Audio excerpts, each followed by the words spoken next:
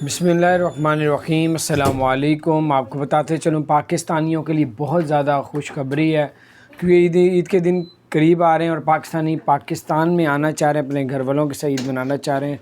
हज़ारों की तादाद पूरी दुनिया में फंसे हुए हैं, हज़ारों लाखों की तादाद में।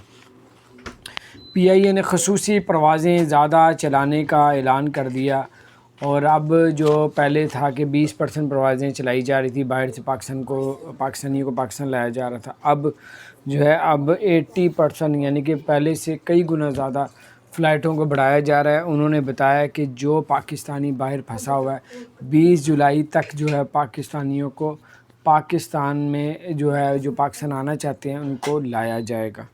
तो ये बड़ी ज़बरदस्त अपडेट थी। इसी तरह चार्टर्ड तैयारे जो थे वो UK से, लंदन से इस्लामाबाद लाए जाएंगे। 8 परवाज़ें इसकी चलेंगी और 10 जुलाई से शुरू होना था, और वो भी इंशाल्लाह अब शुरू हो गया। और जो लंदन से आना चाह रहे हैं पाकिस्तान, वो इन चार्टर तैयारों में आ सकते हैं लंदन से इस्लामाबाद के लिए। तो PIA से रब्ता करें, उनसे पूछें। जो लोग भी पाकिस्तान आना चाहते हैं, चाहे वो तुर्की में है, चाहे वो कतर में है, चाहे बहरीन में है, चाहे वो कहीं भी हैं। अबू धाबी ने भी ऐलान किया है कि अब एयर अरेबिया जो है वो अबू धाबी से आएगी फैसलाबाद 2 फ़्लाइटें हफ़्ते में, और मुल्तान के लिए 2 फ़्लाइटें होंगी। तो ये बड़ी बड़ी ज़बरदस्त अपडेट्स हैं। जो फंसे हुए थे अब उनके लिए रास्ते कुशादा किए जा रहे हैं, सिर्फ़ ईद के लिए, कि ईद जो है जो पाकिस्तानी अपने पाकिस्तानी भाइयों के साथ गुजारना चाहते हैं तो उनके साथ गुजारें।